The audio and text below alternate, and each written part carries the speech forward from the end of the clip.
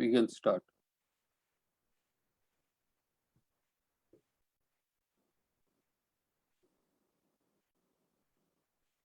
Good afternoon, everybody.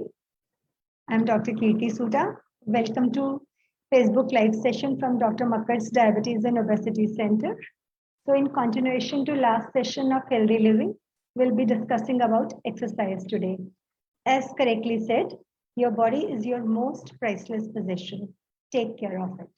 And there is no shortcut to create a better, stronger version of you. So we have Dr. Makkar with us. Sir, good afternoon. Good afternoon everyone. Sir, जैसे कि हमने last time decide किया था कि we'll be discussing about exercise. बिल्कुल, very important aspect. So we always say कि we need to exercise, बहुत ज़रूरी होती है. Exercise is the first step to a healthy body. But what exactly is exercise? Very good question. So exercise basically is a form of physical activity. पहली चीज तो उससे पहले हम define करते हैं physical activity क्या होती है. So physical activity is any activity where body is using these muscles. It is a voluntary activity. It is using muscles, and in the process, it is burning some calories. So that is physical activity. It can be walking, it can be sitting and getting up, it can be running, it can be jogging, it can be swimming, anything. Or even suppose somebody is doing cleaning the house, somebody is cooking, So all these activities burn some amount of calories, and that is what is physical activity. But ये जो है, this is what is routine physical activity. इसका ये हम health के लिए focus करके नहीं कर रहे. What is exercise? Exercise is a planned, programmed physical activity. There is a plan कि मुझे ये करना है. It is programmed कि मुझे ये इतना करना है, इतनी बारी करना है और ऐसे करना है. And it is repetitive activity. आप walk कर रहे हो, you are doing the same, steps again and again, and you have defined a time कि मुझे इतने time के लिए करना है और मेरा purpose क्या है इसमें. So it is a defined, planned, programmed activity which is repetitive and which has a purpose. And the purpose usually is to improve your health. जो भी हम एक्टिविटी कर रहे हैं, अगर रिपीटेड उसमें करते हैं फॉर्मेट में, और एक स्टैंडर्डाइज फॉर्मेट बन जाता है. जैसे आप स्विमिंग कर रहे हैं, स्विमिंग में आप ऐसा नहीं है कि आप किसी भी डायरेक्शन में कहीं भी चले जाओ, जा सकते हो आप, बट आपकी मूवमेंट्स मोर और लेस सेम रहती हैं. सेट ऑफ मूवमेंट्स होता है जो आप रिपीट करते हो. ऐसे ही आप साइकिलिंग कर रहे हो, अब साइकिलिंग करते हुए आप भागना नहीं शुरू कर सकते, ठीक है ना. या साइकिल पे बैठे हुए हो और अगर साइकिल को आपने स्टैंड पे नहीं लगाया हुआ तो आप वहां पे बैलेंस नहीं कर सकते. So you have to keep paddling, and that paddling becomes a repetitive movement. Similarly, you are walking, you are using your steps in a repetitive movement. Now you plan a program कि मुझे 45 minutes करना है या मुझे 30 minutes करना है. तो 30 minutes के लिए आपकी एक repetitive activity करी आपने. क्यों करी? क्योंकि आपको हेल्थ अपनी इम्प्रूव करनी. जनरल पर्पस होता है. यही आपकी स्ट्रेंथ ट्रेनिंग भी हो सकती है. आप डंबल्स करते हो ऑल्टरनेट डे पे, आप वेट मशीन्स पे काम करते हो, आप स्ट्रेचिंग एक्सरसाइजेस करते हो. So again, they are programmed repetitive activities which are ultimately focusing on improving health or making muscle mass or something like that. Okay? So this is what is exercise. What exactly exercise does to your body? आपने programme कर the activity, repeated आपने daily routine में उसको inculcate कर दिया, but वो करती क्या है हमारी बॉडी के साथ जो हम उसको इतनी इंपॉर्टेंस देते हैं? हाँ, बॉडी के साथ बहुत सारे एडवांटेजेस होते हैं एक्सरसाइज के. अगर आप रेगुलर एक्सरसाइज करते हैं, एक तो आपकी मसल टोन बेटर रहती है. Your muscles are continuously they are in use, so they have better tone and better metabolism. दूसरी चीज है, जब आप एक्सरसाइज करते हैं आप तो फैट बर्न करते, पहले इनिशियली आप ग्लूकोज बर्न करते हैं, फिर फैट भी बर्न करते हैं. तो आपका फैट जो होता है वो फैट मेटाबॉलिज्म भी एक्टिव मोड में होता है. तीसरा क्या होता है कि मेटाबॉलिज्म को नॉर्मलाइज करती है एक्सरसाइज. सो जो एक कॉमन आजकल प्रॉब्लम शुरू हो रही है जिससे diabetes, blood pressure, cholesterol problem सारी शुरू होती हैं, वो होती है इंसुलिन रेजिस्टेंस। बॉडी का रेजिस्टेंस बढ़ जाता है against the action, for the action of insulin. तो insulin can not act properly. So exercise से इंसुलिन रेजिस्टेंस आपका कम होता है, जिससे आपका ग्लूकोज, फैट, ओवरऑल मेटाबॉलिज्म और ऑक्सीजन कंजम्पशन बेटर हो जाता है। तीसरी चीज होती है बॉडी में जो आपका लीन, क्योंकि आप बार बार मसल्स को यूज कर रहे हैं, मसल मास बिल्डअप होता है, तो आपका लीन मास बेटर होता है और फैट मास कंपैरेटिवली कम हो जाता है, डिस्ट्रीब्यूशन उसका बेटर हो जाता है। उसके बाद जो एडवांटेजेस हैं वो बहुत सारी हैं। जैसे आप एक्सरसाइज करते हुए आपकी ब्रीदिंग रेट बढ़ता है। सो ग्रेजुअली उस ब्रीदिंग रेट में इनिशियली आपको लगता है कि डिस्कम्फर्ट है, थोड़े दिन में आपको वो ब्रीदिंग रेट नॉर्मलाइज हो जाए, तो your tolerance improves। Same way आपकी हार्ट बीट बढ़ती है, ग्रेजुअली हार्ट बीट भी थोड़ी कम होनी शुरू हो जाती है उतने amount of exercise. Your tolerance for tolerating any exercise or stress improves the efficiency of heart, or heart becomes more tolerant, or uh, it can easily take more stress, so heart becomes stronger in a lay language। सांस better हो गई आपकी, आप सांस आराम से लेते हो, हार्ट का फंक्शन बेटर हो गया, आपका मसल मास बेटर हो गया, आपका बैलेंस बेटर हो जाता है। आपको चलने की एक प्रैक्टिस होती है, जब आप चल रहे हो आपका, खाली आप ये चल नहीं रहे हो, आपकी बॉडी पूरा बैलेंस भी बना रही है। चलते हुए आप गिरते तो नहीं हो, ठीक है? तो आप खाली आप हाथ और पैर की मसल नहीं यूज कर रहे, आपकी पूरी बॉडी की मसल्स इस फॉर्म में एक्ट कर रही हैं कि आप इरेक्ट मोड में खड़े रहो, खड़े खड़े चलते रहो बिना गिरे, और वो बैलेंस आपका मेंटेन रहे। उसमें आपका ब्रेन भी काम कर रहा है, उसमें आपकी आईज भी इनपुट्स दे रही हैं कि सामने क्या है, मुझे लेफ्ट मुड़ना है या राइट मुड़ना है। उसमें आपको चलते चलते अचानक कोई साउंड आती है तो रुक जाता है बॉडी, क्योंकि पूरे अलर्ट मोड में होती है। तो सारे फंक्शंस आपके इंप्रूव करते हैं। इसके अलावा आपकी मेंटल हेल्थ इंप्रूव करती है। Exercise is a very good D stressing activity. आज की डेट में मेंटल हेल्थ बहुत बड़ा चैलेंज है, खासतौर पे कोविड पीरियड में सब लोग घर बैठे रहे हैं, घर से अभी भी निकलने में रिस्क लगता है, फिजिकल एक्ट, इवन लोगों ने वॉक करनी बंद कर दी डर के मारे। तो I think it is a very good D stressing agent also. Anybody who goes out for walk out of the house in green patch or whatever,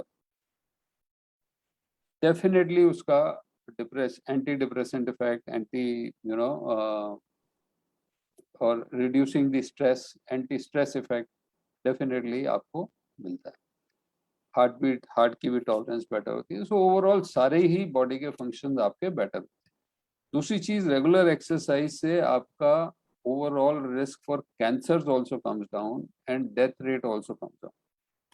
death का भी रिस्क कम हो जाता है। सर आपने सारे बेनिफिट्स बताए हैं कि एक्सरसाइज करने की पॉजिटिविटीज क्या क्या होती हैं। क्या एक्सरसाइज कभी बुरी भी होती है? Can it be bad in any form? बड़ा मुश्किल सवाल है। आई थिंक अगर कोई इंसान अपनी टॉलरेंस रेंज के बाहर जाके ओवर एक्सेप्ट करता है, खास तौर पे बिना ये नॉलेज के कि उसको कोई अंडरलाइंग डिजीज तो नहीं है या अंडरलाइंग कोई ऐसी प्रॉब्लम तो नहीं है जो ओवर एक्सर्ट करने से दिक्कत कर सकती है, तो हार्म हो सकता है। जैसे कि हार्ट पेशेंट है, रूटीन में उसको एक्सरसाइज की आदत ही नहीं है, सडनली उसको जोश आता है कि मैं जॉगिंग करनी शुरू कर रहा हूँ 1 घंटा, सो एडवाइजेबल नहीं होता। सो सबसे इम्पोर्टेंट चीज होती है कि जो भी आप एक्सरसाइज कर रहे हो जो हेल्थ बेनिफिट के लिए, उसको कहते हैं मॉडरेट इंटेंसिटी फिजिकल एक्टिविटी, और moderately vigorous physical activity, MVPA एक टर्म यूज होता है, या moderate intensity physical activity. So उसमें जो है, अगर if you are doing moderately vigorous और moderate intensity physical activity for up to around 45 to 60 minutes a day, तो उसमें कोई ऐसा रिस्क वाली बात नहीं होती है। हाँ, अगर कोई डायबिटीज पेशेंट है, कोई बहुत ओबीस है, किसी को हार्ट की प्रॉब्लम है, सो उनको एक बारी medical opinion, considered medical opinion लेनी चाहिए, कीपिंग इन माइंड कि हार्ट का फंक्शन कैसा है और कोई कॉम्प्लिकेशन तो नहीं है जिसकी वजह से कोई लिमिटेशन एक्सरसाइज की, और उसके बेस पे एक्सरसाइज करनी चाहिए। एक नॉर्मल इंसान के लिए at any given age, from the age of childhood to the age of 85 or 84 years, there are studies which have shown that all exercise benefits, despite there being risk of falls in elderly, risk of fractures in elderly, उस group में भी ये बड़ा clearly study हो गया है। ऐसी काफी स्टडीज हैं जो आपको बताती हैं कि even in this group the benefit of exercise is more than the risk of fall or fracture. So there is net benefit of doing regular exercise at all ages. So what are your recommendations for a good exercise regime? Let's say with comorbidities, एक diabetic patient है, hypertensive patient है, obese patient है. देखो बहुत सारी इसमें ना studies हुई हैं और जो मेजॉरिटी डाटा है वो ब्रिस्क वॉकिंग के साथ ही है। Most of the exercise brisk walking में, बहुत सारी ऐसी स्टडीज भी हैं जिन्होंने ग्रुप एक्सरसाइजेस देखी, group exercise on all days of week, group exercise on alternate days, you know, customised to patient requirements and all that stuff. Overall आप कोई भी एक्सरसाइज कर रहे हैं उसका आपको बेनिफिट मिलता है। अब इम्पोर्टेंट चीज है कि आप कितने रेगुलर हैं उस एक्सरसाइज के साथ। सो अगर आप रेगुलर नहीं है तो एक्सरसाइज का बेनिफिट डिक्लाइन भी उसी स्पीड से करता है। सो somebody goes for one round of exercise, तो विद इन 3 to 4 hours उसका आपको बेनिफिशियल इफेक्ट दिखना शुरू हो जाता है। बट अगर 24 आवर्स के बाद आप एक्सरसाइज नहीं करते तो ये बेनिफिट आपका डिक्लाइन करना शुरू कर जाता है। सो विद इन, तभी ये कहा जाता है कि at least 5 days a week exercise आपको करनी है। If you don't exercise on 2 consecutive days, the benefits of exercise start declining, right? So एक तो रेगुलरिटी बड़ी इंपॉर्टेंट है। तो इस रेगुलरिटी को मेंटेन करने के लिए सबसे इंपॉर्टेंट चीज है कि जो भी इंसान एक्सरसाइज कर रहा है उसको पहले ही असेस करना चाहिए कि जो मैं करने जा रहा हूँ वो डूएबल है कि नहीं। आप एक जिम का प्लान लेते हैं, आप सोचते हैं मैं रोज जाऊंगा, आपका टाइमिंग ही सेट नहीं होता। जिम में टाइम ऐसा है कि आप एक स्लॉट मिला हुआ, उसी स्लॉट में जाना है, आप उस स्लॉट में पहुंचते ही नहीं। क्या उस स्लॉट में पहुंचते हैं आपको एक्सरसाइज का मजा नहीं आता क्योंकि उस टाइम पे वो प्राइम स्लॉट है उनका, वो भीड़ है उस टाइम पे सारा टाइम, आप उसकी वजह से रेगुलर होते हैं। तो उसमें जिम का कोई प्रॉब्लम नहीं है, बात आपकी है कि आपने शेड्यूलिंग अपनी कैसे की। Brisk walk on that note is the best form of exercise, क्योंकि आप इसको कभी भी कर सकते हैं, किसी जगह भी कर सकते हैं। आपको कोई स्पेशल ट्रेनिंग नहीं चाहिए, आपको कोई स्पेशल इक्विपमेंट नहीं चाहिए। आपको अगर रास्ते में भी चलते हुए आपको याद आता है कि मेरा कुछ काम रह गया, आप वापस आ सकते हैं, ठीक है? तो आपको कोई एडिशनल रिसोर्स नहीं चाहिए ऐसी एक्टिविटी के लिए। सिमिलरली कोविड पीरियड में हमने अपने बहुत सारे पेशेंट्स को एडवाइस किया कि आप बाहर नहीं जाना चाहते, घर के अंदर चलिए। अब यूजुअल आंसर होता है कि घर तो सर हमारा 2 कमरों में कितना चलेंगे, ठीक है बोरिंग होगा, बट आप घड़ी देख लीजिए, टाइमर ऑन करिए और 15 मिनट तक चलिए आप। अगर आप रोज 15 मिनट भी चलते हैं as compared to people who do not walk, it reduces the death rate by 14%. Just 15 minutes moderately vigorous physical activity, ठीक है? अगर आप रोज 30 से 45 मिनट चलते हैं तो एक जो डेथ रेट फिजिकल इनएक्टिविटी से रिलेटेड है वो 50% नीचे आ जाता है। तो इसलिए बड़ा इंपॉर्टेंट है कि कुछ भी एक्टिविटी करें। दूसरी चीज है, अगर आपके पास ऑप्शन नहीं है, बाहर नहीं जाना चाहते, आप घर में चलने में भी आपको बोरिंग लग रहा है, आप 10-10 मिनट करके 6 बार चलिए। आप नहीं चल सकते अपनी छत पे चलिए। अगर और कुछ नहीं है, आप यूट्यूब किसी चीज पे आप डांस वीडियोस यूज करके डांस करना शुरू करिए, डांस सीखना शुरू कर दीजिए। बहुत सारी ऐसी ऑप्शन है जो आपको फिजिकल एक्टिविटी रखने में, मेंटेन करने में हेल्प करें। तो जो मुझे समझ आया मेरी ऑडियंस के लिए वो ये है कि you have to go for regular physical activity, किसी भी फॉर्म में करो, but you should enjoy it and discipline way में रेगुलरली करो। बिल्कुल बिल्कुल। Sir, my next question to you is, can we continue, sir? हाँ बिल्कुल बिल्कुल। So what happens to you? What happens to your body if you don't exercise? आप करते ही नहीं है तो क्या होगा? तो एक चीज होती है जिसको हम डी कंडीशनिंग कहते हैं। डी कंडीशनिंग होती है बॉडी की। जैसे आप रोज वॉक करते हो तो आपकी बॉडी कंडीशन हो जाती है वॉक करने के लिए। आप रोज सुबह 6 बजे उठते हो तो एक कंडीशनिंग होती है बॉडी की, रोज सुबह 6 बजे आपकी नींद खुल जाती है चाहे आपका अलार्म बजे या नहीं बजे। ऐसे ही आपकी कंडीशनिंग होती है, वॉक करते हो आप रोज सुबह, आपको एक आदत होती है कि वॉक करने जाना। इसी दिन आप नहीं जाते, उस दिन आपको पूरा दिन लगता है कि आज कुछ मिसिंग है। बॉडी आपको, body is not in that shape that usually you are. You feel lethargic, you feel, something is different. So similarly, if you don't exercise on regular basis, so body gets deconditioned. Your muscle tone starts going, starts declining. Your fat accumulation starts increasing. Your metabolism starts changing towards worse, not for good. आपका tolerance, stamina कम हो जाता है। Stamina जो buildup होता है आपका, वो repeated exercise से होता है। ऑन गोइंग रिपीटेड एक्सरसाइज आपकी होती है तो स्टेमिना बिल्डअप होता है, वो डीकंडीशनिंग में वो भी खत्म हो जाता है। तो सपोज आप आज 1 घंटा रोज एक्सरसाइज करते और सपोज अगले 3 हफ्ते कोई एक्सरसाइज नहीं करते, तो जब 3 हफ्ते बाद आप एक्सरसाइज करेंगे तो आपको 1 घंटा चलने में बड़ी मुश्किल लगेगी। और इनफैक्ट आप कॉमनली देखते हो कि कोई भी पेशेंट्स या जिन लोगों को हम एडवाइस करते हैं एक्सरसाइज के लिए, पहले हफ्ते बाद आके उनको कॉमनली प्रॉब्लम होती है, पैरों में दर्द हो रहा है, टांगों में दर्द हो रहा है वो डीकंडीशनिंग की वजह से। और वही हफ्ते बाद दोबारा आते हैं, कहते हैं अब तो मेरे को बहुत मजा आ रहा है, क्योंकि वो सारा पार्ट ठीक हो गया। तो डीकंडीशनिंग होती है जो खराब करती है आपकी ब्रीदिंग, लंग्स की आपकी टॉलरेंस, स्टेमिना कम होना शुरू हो जाता है। हार्ट रेट जो आपका स्टेबलाइज हुआ होता है एक्सरसाइज के साथ, वो फिर वापस जाना शुरू हो जाता है।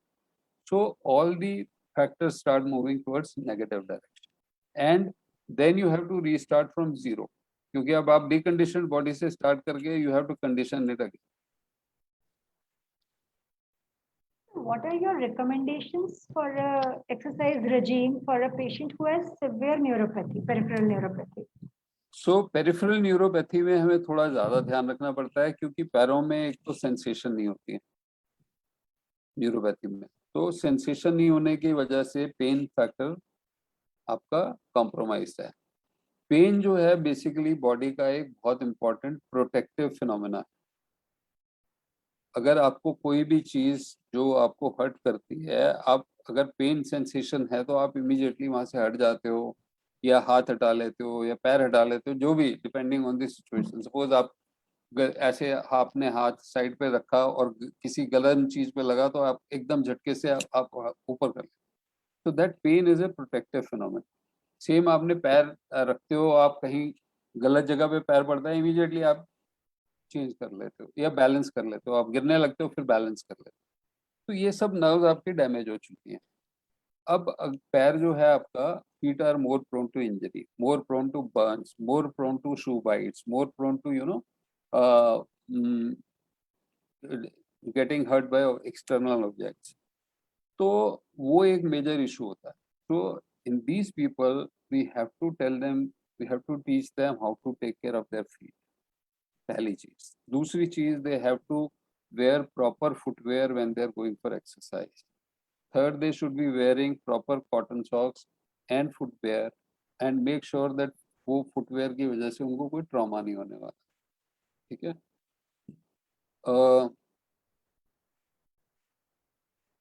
दूसरी चीज होती है, जब वो चलने जा रहे हैं तो उनको ये बताना जरूरी है कि अनइवन जगहों पे नहीं चले। इम्बैलेंस से वो गिर सकते हैं, फ्रैक्चर हो सकता है, प्रॉब्लम आ सकती है। पैरों के जॉइंट्स खराब हो चुके होते हैं न्यूरोपैथी से, तो जॉगिंग करते हैं अगर, तो that can lead to internal fractures in the ankle joints. अगर शार्कोट फुट है जिसमें बोन्स आपकी खराब होनी शुरू हो गई हैं पैरों के अंदर, so they have to avoid vigorous activity. They have to use moderately vigorous or mild activity. They have to be wearing proper sports gear when they are going for activity.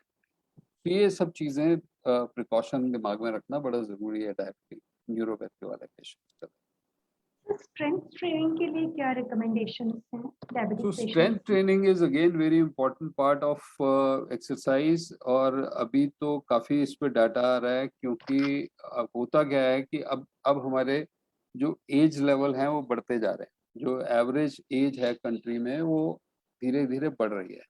पहले हमारी लाइफ एक्सपेक्टेंसी 60s में थी, फिर 65 थी, फिर 70 years थी। अभी current life expectancy 85 years के आसपास है। Now people as people move into old age, तो उनका मसल मास कम होना शुरू हो जाता है। ठीक है, और muscle is the backbone for maintaining your posture, maintaining your for protection and so on. तो अगर वो रेगुलर स्ट्रेंथ ट्रेनिंग करते हैं तो मसल मास प्रिजर्व करते हैं, और मसल मास प्रिजर्व होने से ना खाली मसल्स आपकी ठीक रहती हैं, बट आपका इंसुलिन रेजिस्टेंस भी कम होता है। सो डायबिटीज की भी टेंडेंसी कम होती है। तो ये सारे फैक्टर्स जो हैं आपको हेल्प करते हैं। Sir I come to this conclusion कि कोई भी एक्सरसाइज बुरी नहीं है। Every exercise has one or the other benefit. Only thing is, when you are planning to go for a specific type of exercise which may be a vigorous activity, then you should always make sure that you don't have any issues which can cause problems with those vigorous activities. Another very important question which comes in mind of our patients is, सब पूछेंगे doctor सैर के लिए खाली पेट जाना चाहिए या कुछ खा के जाना चाहिए? सर इस चीज को आप जरूर तो ये भी explain एक करिए। बड़ा इम्पोर्टेंट क्वेश्चन है। आई थिंक देखो, खाली पेट जाने में कोई इशू नहीं है, जा सकते हैं, बट क्योंकि जब आप वॉक कर रहे हो, कोई एक्सरसाइज कर रहे हो, आपको इमीडिएट सप्लाई फॉर कैलोरीज चाहिए, इमीडिएट कैलोरी सप्लाई चाहिए for that activity, and the best form of immediate supply is glucose. So if somebody is going for walk, better है कि कुछ आप छोटा मोटा स्नैक या चाय, कॉफी, बिस्किट्स या कुछ फ्रूट खा के लें, क्योंकि जितनी आपकी शुगर उससे बढ़नी है, उससे काफी ज्यादा आपकी एक्सरसाइज से कम होएगी। तो आप थोड़ा सा खा के जाते हैं तो आपके पास इंस्टेंट कैलोरीज आपकी आनी शुरू हो जाती हैं, which don't make you feel exhausted once you are through the exercise. But it should be a small amount, बहुत पेट भर के नहीं जाना चाहिए, स्मॉल heaviness नहीं हो। Snacks, small It should be a small snacks. Heavy snack. मील के बाद तो आइडियली वॉक करना is not advise. Sir, another very important question which comes in mind of people is कि what happens if you diet but you don't exercise? So does it lead to weight loss? सिर्फ diet लेना और exercise ना करना? Yes, so if you are dieting only, first thing is diet is a very very vague word now. Diet also means कि आप क्या, what is your diet, आप क्या खाते हो.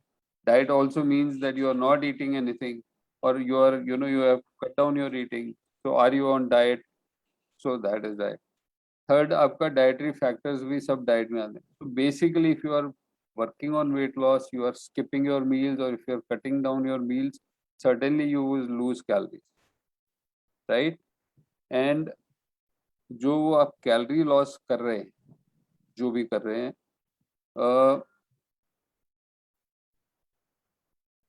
इसको कैसे एक्सप्लेन किया जाए?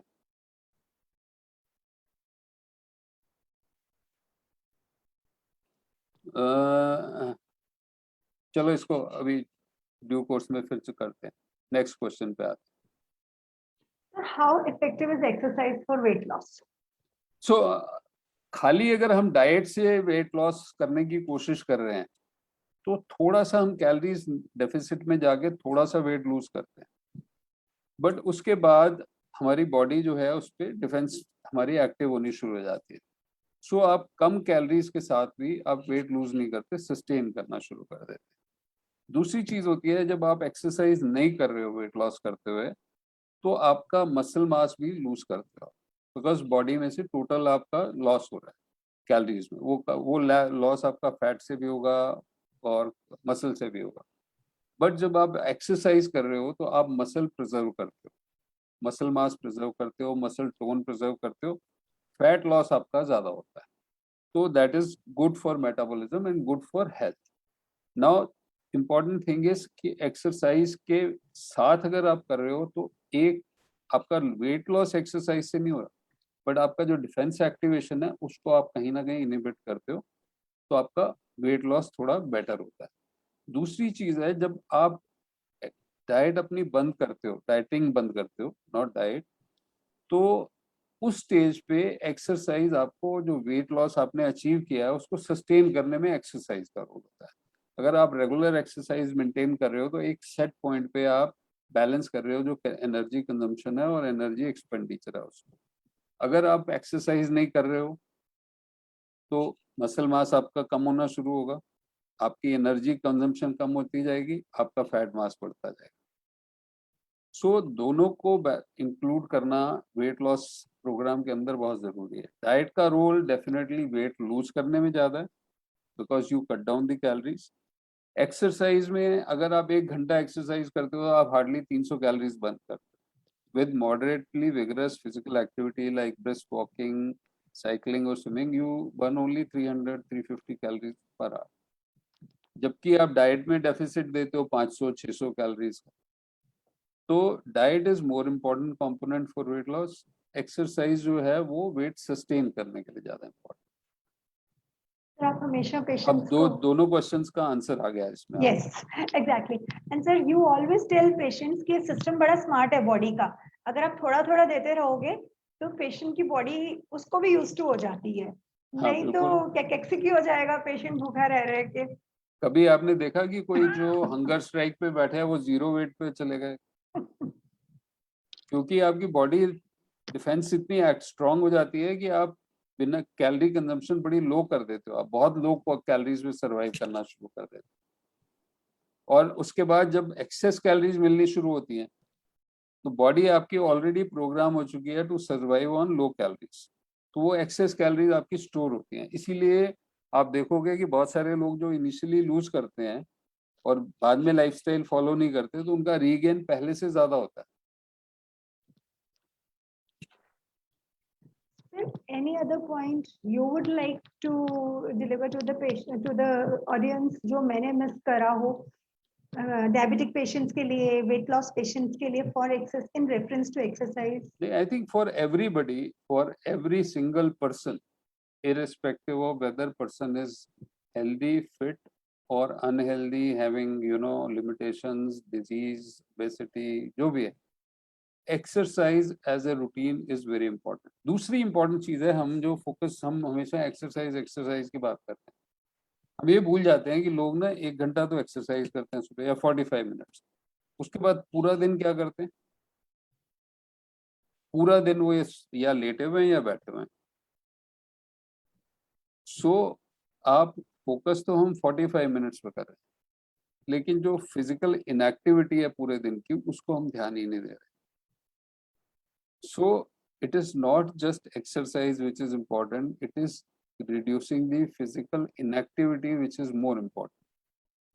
और बच्चों में कुछ स्टडीज हुई हैं जिनमें कंपेयर किया गया कि कुछ बच्चों को तो उन्होंने एक ग्रुप में बच्चों को कहा कि आपको रोज एक्सरसाइज करना, उसके अलावा जो मर्जी करना है करो, नहीं करना नहीं करो। दूसरे ग्रुप में उन्होंने सिर्फ ये करा कि जो फिजिकल इनएक्टिविटी का पीरियड है उसको कम करना है।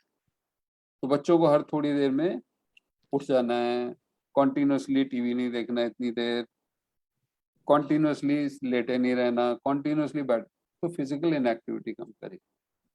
And you will be surprise, जिन बच्चों में फिजिकल इनएक्टिविटी कम करी और कोई एक्सरसाइज नहीं एडवाइस की गई, उन बच्चों में दूसरे ग्रुप से ज्यादा वेट लॉस हुआ। क्योंकि हमारी जो रूटीन एक्टिविटी है, see any activity, any physical activity will burn calories. अब वो आप 45 मिनट्स में कर रहे हो या पूरे दिन में कर रहे हो, ज्यादा इंपॉर्टेंट। जब आप पूरा दिन फिजिकली एक्टिव रहते हो तो आपका बॉडी का सिस्टम एक्टिव मोड में ही रहेगा, तो आपकी कैलोरीज बर्न हो ही रहेगी। तो कई बार वो उससे ज्यादा बर्न होती हैं जो रेगुलर एक्सरसाइज से। इसी तरीके बहुत सारी स्टडीज हैं जिन्होंने स्क्रीन टाइम को देखा है, स्क्रीन टाइम पे फोकस करके कि if the screen time is more than 2 hours versus less than 2 hours in 24 hours, तो जिन लोगों का स्क्रीन टाइम 2 घंटे से ज्यादा है उनका खाली वेट ज्यादा नहीं होता, उनको ब्लड प्रेशर, डायबिटीज, ये सब चीजों का रिस्क बढ़ता है और अर्ली डेथ, अर्ली मोर्टेलिटी का रिस्क बढ़ता है।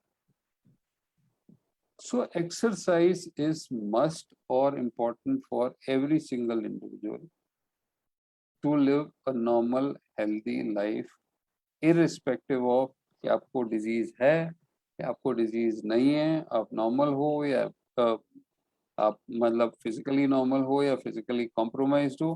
हाँ, अगर आपको कोई भी अंडरलाइंग डिजीज है तो इट इज़ वेरी इंपॉर्टेंट कि आप एक प्री एक्सरसाइज इवैल्यूएशन अपने फिजिशियन से करवाएं या ऑर्थोपेडिक सर्जन से, डिपेंडिंग ऑन आपकी क्या इशू है. तो एक प्री एक्सरसाइज इवैल्यूएशन आपका इंपॉर्टेंट फैक्टर होता है. Keep yourself moving. So when it comes to eating right and exercising, there is no, I'll start tomorrow. Tomorrow is a disease. So let's start a good healthy lifestyle और अच्छा खाएं, अच्छी exercise करें और happy रहें, healthy रहें. I think that is the message we should give, and everybody should, try to reduce physical inactivity and adopt some healthy physical activity or exercise schedule.